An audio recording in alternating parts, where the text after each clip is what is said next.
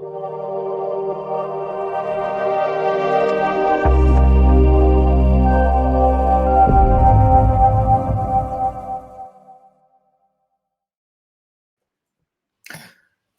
afternoon, Steph, as I yawn. That is bad timing. How are you doing? Good night. That's right. Doing good. Doing good. Would appreciate some signings, but I guess that's can't have everything, can it? Mate. It's bloody hot. It's almost as hot as the country of this top. If anyone can guess the team that I'm wearing, or at least the country, those watching, let me know. If you're not watching, you're listening. It's a U with a star on it.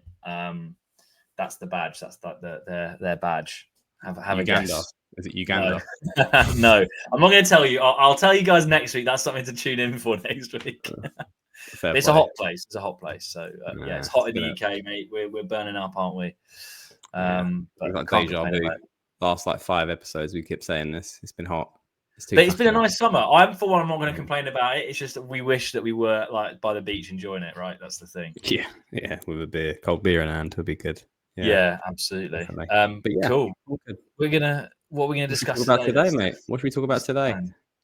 Should we fall back on something? We should fall back. Fall back on the flattering fullback. Faltering fullback. Great pub in North London. We're talking about fullbacks today, aren't we?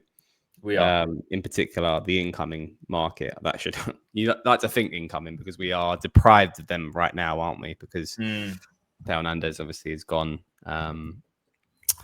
Florenzi, I think he's gone as well, hasn't he? Yeah, we picked this one up, but and Calabria. You were right, by the way. I was wrong last week. He wasn't bought. He just ran out of his contract. Went out. He was on loan. So you were right. Yeah, out of contract. So I mean, we're bare bones now, isn't it? I mean, we still employ Terracciano, but he's considered more of a midfielder these days, anyway. I think he is. Yeah, I think he is. Yeah.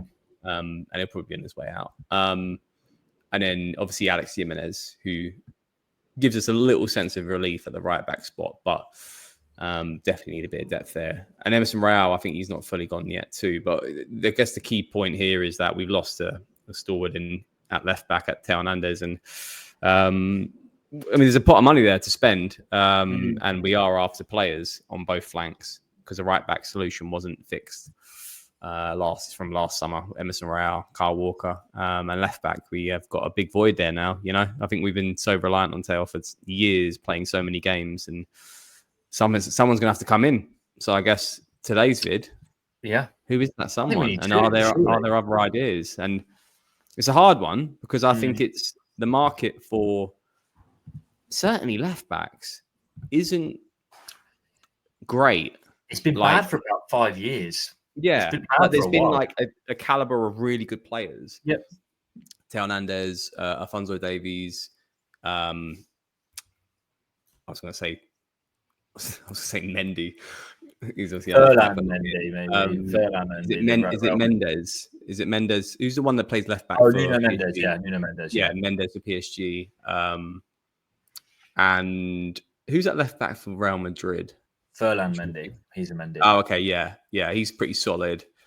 But I think he's on his way out, actually, Real Madrid, ironically. But And then Kirkes, obviously, of course, ex-Milan player. He's joined Liverpool. So, the market is deprived of kind of talent below that sort of upper echelon. That it makes it quite hard to target. And a lot of teams these days are, from a fullback perspective, are doing things quite differently. You've got clubs like Man City and Arsenal who play with centre backs at fullback and rely more on their wingers and their midfielders to create more. So it's there could be a sort of a reality check on life after Theo being.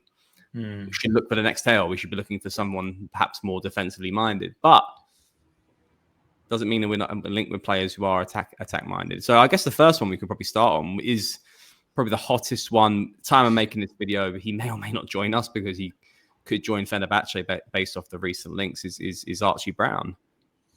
I've never heard of him. I'll hold my hands up. I don't know a lot about him other than obviously it seems to me that Moncada does tend to I think scout in patterns It's French league. It's now clearly the Belgian league. That's a very favoured hot pot of talent for us. That's affordable, which I've not got a huge problem with. I do think Belgian clubs do produce a lot of talent, but all I know of him is his characteristics. Is what I can say. I cannot say I've watched Ghent games. Let's be honest. I don't know if you have, mate, or those listening, but he's tall, he's fast, and he looks strong, and that on paper looks great. I would like to add though that we have actually some reports that we're actually accelerating this. Romano apparently exclusive story, and I've actually just got this on my phone because it's a very recent story.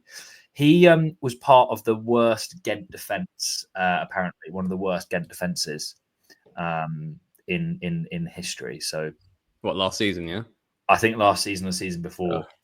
So that's something, but I don't know because I'm not a Belgian football expert. But that's all I can say on Brown. Characteristically, seems to fit the bill from the limited things I've seen. But I'll be honest, he's a good age. I think he's 25. Is that right? 24, 25? Yeah, it's around that age, probably less than that. Yeah, 23, 24. Feet isn't a lot, which is great. But I mean, is this a case of you get what you pay for? Not sure. Yeah. Not sure. What do you think, mate? Underwhelmed. I kind of want us to. I want us to miss out on him. Look, I mean, if we're paying 8-9 million euros, you're going to get 8-9 million euros on the pitch. It's sometimes you scout well. Don't get me wrong, but like I've watched clips. I can't say I'm an expert in Belgian football, but there's a difference between when you kind of see some content between him and someone like Tashari, who is obviously still linked with and willing to spend a lot more money on with. I just don't see a lot there. I think he looked at from the clips as well. You can kind of get a taste for something where, from my perspective, it looks like he's doing okay going forward because it's the Belgian league.